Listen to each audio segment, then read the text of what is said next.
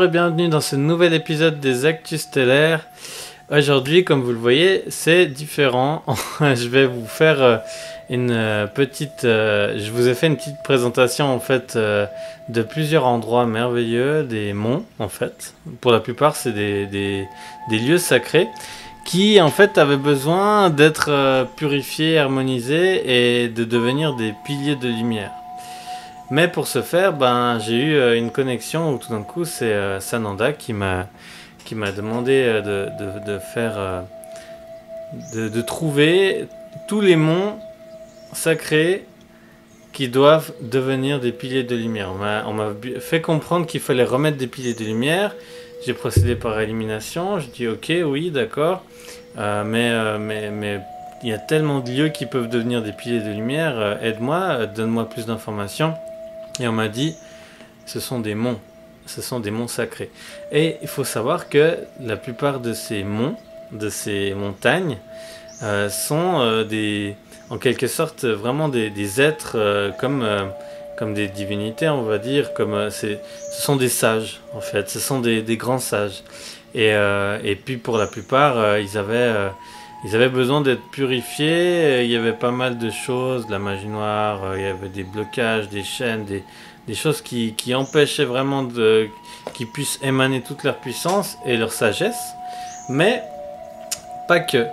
Il y avait également, à chaque fois avant de créer un pilier de lumière, le lieu doit être purifié, doit être harmonisé, doit être ancré, enraciné profondément jusqu'au cœur de la Terre, jusqu'au cœur solaire de la Terre et en haut à la source originelle. Et ça a été le cas. Alors chaque lieu a été purifié par Delphine et moi et réharmonisé. Et une fois que c'était fait, tous ces lieux, ces monts, sont devenus des piliers de lumière. Alors il y en a à peu près 19, donc je vais vous montrer. Ils sont magnifiques. C'est des montagnes et des lieux qui... On ressent en fait cette puissance. Le premier, c'est le mont Kailash au Tibet. Vous voyez cette montagne, elle est magnifique. C'est très puissant, c'est majestueux. On sent vraiment cette puissance. Ensuite, je vais vous montrer le mont Fuji. Alors le mont Fuji, il avait déjà été fait. C'était déjà un pilier de lumière, mais il faisait partie de cette liste. Il y a aussi un autre, vous verrez, qui faisait déjà partie. Mais il fait partie des grands sages. Il fait partie de ces monts majestueux qui dominent et qui gouvernent en fait les énergies et qui sont là en tant que piliers de lumière et piliers de sagesse aussi. Et donc voilà, ce lieu-là a été purifié et il y a un pilier de lumière qui a été installé pour chacun de ces lieux. Le mont Tai en Chine, alors il faut savoir qu'il y a 5 monts en Chine qui font partie des 5 montagnes les plus sacrées, 5 monts les plus sacrés en Chine. Donc qui étaient en fait qui étaient là mais qui n'étaient ancrés. Alors pour la plupart de ces lieux, à part le mont Fuji et le Uluru qu'on verra plus tard, ces lieux n'étaient même pas ancrés. Ils étaient ancrés nulle part. Donc vous imaginez le manque par rapport à la Terre, par rapport à l'univers, à la Gaïa dans son ensemble, de ne plus avoir ces piliers vraiment de lumière et ne plus avoir ces piliers de sagesse, ces piliers qui apportaient vraiment ce poids en termes de connaissances, en termes d'harmonie et de présence vraiment de lumière. Et c'était plus le cas. Ça a dû être réharmonisé et ancré des deux côtés, ancré, enraciné profondément et purifié parce que alors surtout les monts chinois, il y avait énormément de choses à purifier et ça a été fait. Donc le mont Tai, le mont Hua, il est beau, hein, c'est vraiment magnifique. Vous voyez, il a l'air vraiment très très haut et c'est magnifique. On a pu se connecter. Donc ce sont tous des lieux qui sont représentés. Ils ont des êtres en fait. On peut appeler comme les lieux, comme les appartements, les maisons, les forêts. Il y a à chaque fois un maître des lieux. Et le maître des lieux de chacun de ces monts avait besoin d'aller plus loin, avait besoin d'expanser, avait besoin d'aller vers cette nouvelle Terre et ces nouvelles fréquences de cinquième dimension à nouveau, comme à l'origine. Et du coup, ça leur a fait un grand bien. Le mont Sang, il est magnifique aussi, hein, majestueux, tellement gros et imposant. Et ils ont vraiment quelque chose on ressent, hein, vraiment. Je sais pas, si vous le mettez en plein écran cette vidéo, je vous conseille, vous pourrez ressentir vraiment qu'il y a des monts qui émanent quelque chose de très apaisant, très pur. Et le mont Sang, il est très très puissant. Donc tous ces monts chinois sont liés aussi à l'énergie, à la spiritualité, à beaucoup d'énergie merveilleuse. Le mont Heng du nord, alors vous voyez, hein, c'est magnifique, c'est vraiment paradisiaque ces endroits. Eh ben, ils avaient une puissance ont été rétablis en fait, qui n'étaient plus pendant bien longtemps. Et là maintenant, c'est revenu. Ça a été réancré, réenraciné à la terre, à la source originelle. Et la puissance de sagesse, d'harmonie a pu enfin s'asseoir à nouveau et émaner par-delà le monde. Donc ce sont des points stratégiques, ce sont des points comme des points d'acupuncture hein, sur un corps. Et bien là, au niveau de la Terre, au niveau du corps de la Terre, ce sont des points vraiment stratégiques, d'énergie très très très puissante. Le mont Heng du Sud, vous voyez, mais comme il culmine et il apporte vraiment, il rayonne très très très très loin. Donc là, il émane vraiment quelque chose de très très beau, de très très très puissant et une stabilité, un ancrage profond. Le mont Wutai, alors ben voilà, vous voyez, c'est énorme. Hein. En fait, il est assez grand, il est assez vaste ce mont. En fait, il englobe vraiment toute une chaîne de montagnes, mais c'est magnifique. C'est cette puissance, vous voyez, vous ressentez cette sagesse, c'est assez magnifique, je trouve. On sent vraiment quelque chose de pur. Très très beau. Uluru, ben forcément. Alors, ben, vous le savez, pour ceux et celles qui regardent un peu les vidéos, les actus stellaires, Uluru n'est pas que un mont sacré, c'est aussi, il représente également le chakra du cœur de Gaïa, de la Terre.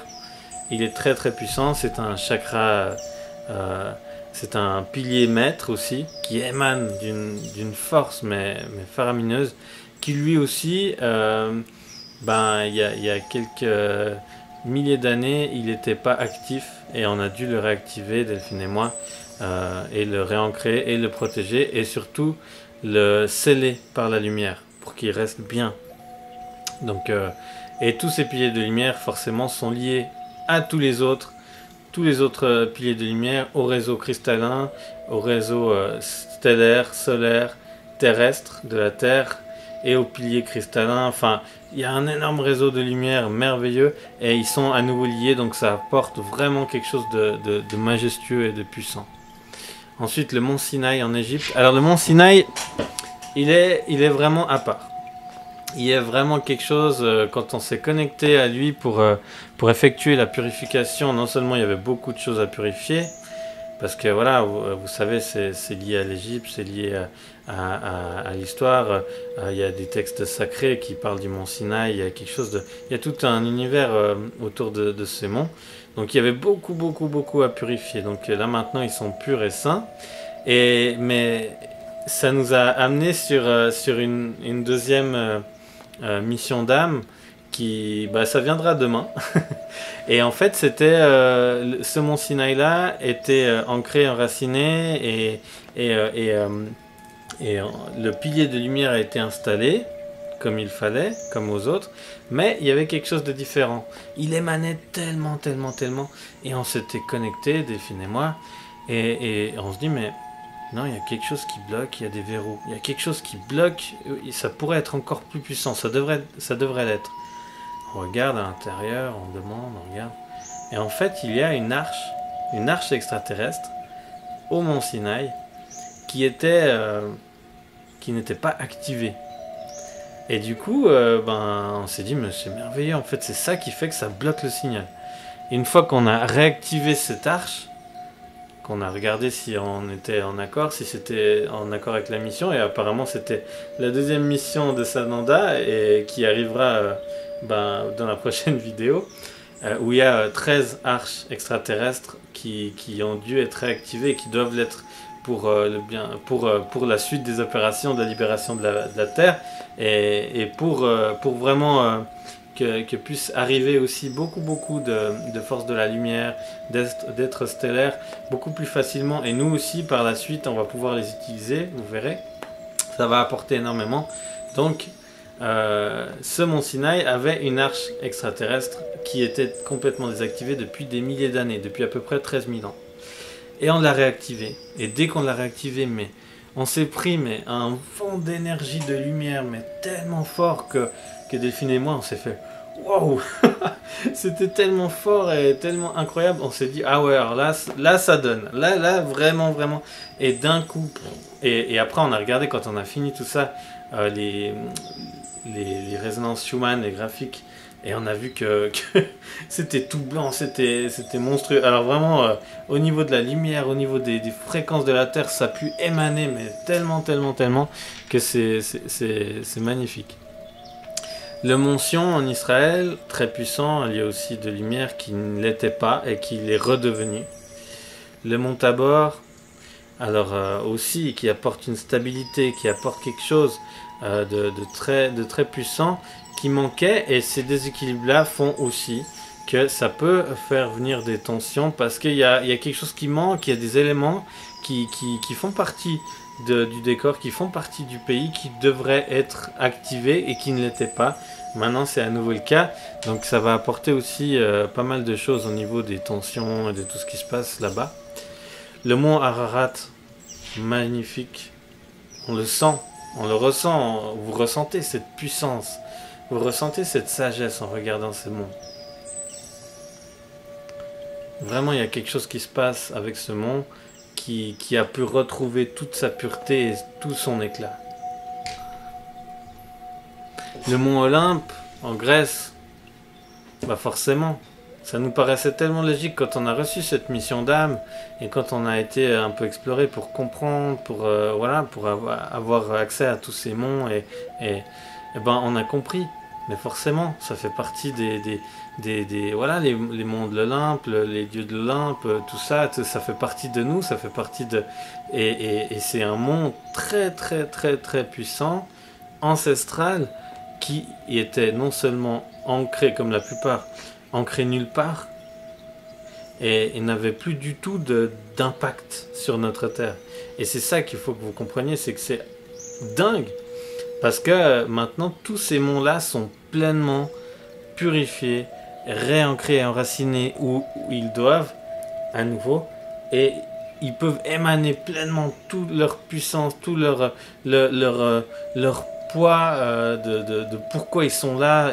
Là, ils sont pleinement incarnés dans notre réalité et peuvent vraiment agir et offrir tout leur bienfait et leur vertu. Le mont Athos aussi, vous voyez, c'est magnifique avec cette énergie de pierre, cette énergie de montagne et cette eau aussi, cette alchimie entre ces deux éléments, c'est magique. Vraiment. Ouais, vraiment, il y a quelque chose de très pur et puissant. Et là, il y a quelque chose de très doux, je trouve. Je sais pas ce que vous ressentez. Le Mont Blanc, ça paraît évident, mais c'est aussi le blanc, c'est aussi la pureté, c'est aussi le rayon de l'ascension. Il y a quelque chose de très pur là-bas. Il y a des dragons aussi qui sont là-bas tout en haut. Comme le Mont Cervin, il y a un dragon d'or tout en haut aussi. Là, il y a quelque chose de très noble, de sacré, qui revient et qui a pu se réinstaller pleinement au niveau de la Terre. Donc ça, c'est quelque chose... Ce sont des piliers de lumière, mais ce sont des piliers tout court. Ce sont des piliers de sagesse, ce sont des piliers de puissance, d'une puissance incommensurable. Et si vous ressentez vraiment, vous connectez quelques secondes, quelques instants à ces monts, vous verrez qu'ils offrent tellement. Je vous invite peut-être à faire pause à certains, ceux qui vous parlent le plus, mais vous allez ressentir quelque chose, vous allez ressentir quelque chose de merveilleux, et chacun apporte quelque chose de différent. Le pic Blanca, alors ça fait partie des 4 ou 5 pics aux States, aux États-Unis, qui sont en fait qui forment une frontière entre le peuple Navajo. Et c'est très très très beau, hein. Vraiment, on sent vraiment quelque chose de majestueux. Là, voilà, beaucoup de verdure, quelque chose des plaines, les éléments en harmonie. Les pics de San Francisco, vous voyez, c'est magnifique. Il y a vraiment quelque chose de majestueux avec cette montagne, avec cet élément de la forêt, les élémentaux en parfaite harmonie.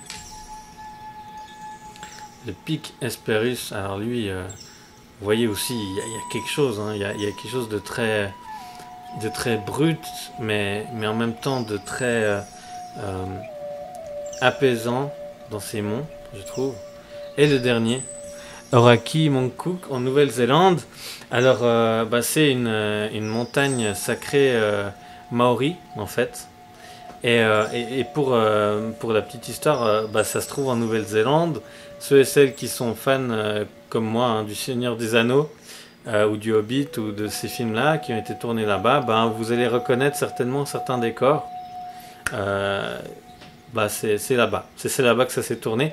Et c'est voilà, c'est un mont très très très sage, très très puissant. Et vous voyez les nuages qui sont en dessus. Ce ne sont pas que des nuages, hein. Il y a aussi des vaisseaux. Il y a pas mal de vaisseaux parmi tous ces monts. Il y a beaucoup de vaisseaux qui sont en dessus, voire même dedans. Parce que en fait les vaisseaux ils sont pas forcément matérialisés, hein. Ils peuvent se dématérialiser et passer à l'intérieur d'une pyramide, de montagnes, etc. Mais ils sont présents parmi tous ces piliers de lumière. Et en plus, là c'est 20 nouveaux piliers de lumière, 19 je crois. Et à chaque fois il y a bon nombre de vaisseaux.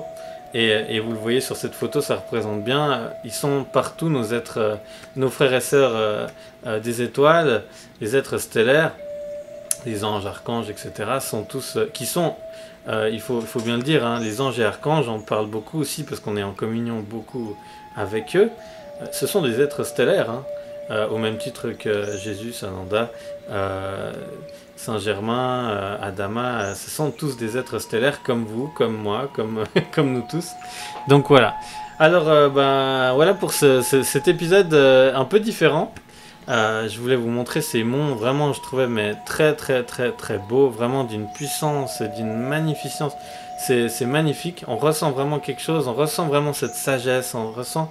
Et c'est des montagnes qui pour la plupart, à part Uluru en Australie et le mont Fuji qui avait déjà été activé,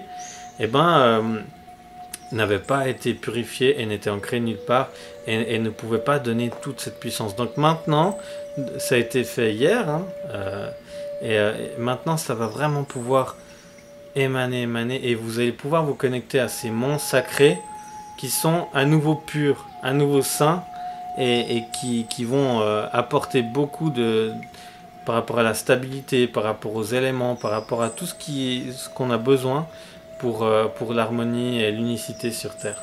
Donc voilà pour ce message du jour. Je vous souhaite une très très belle journée et à très vite.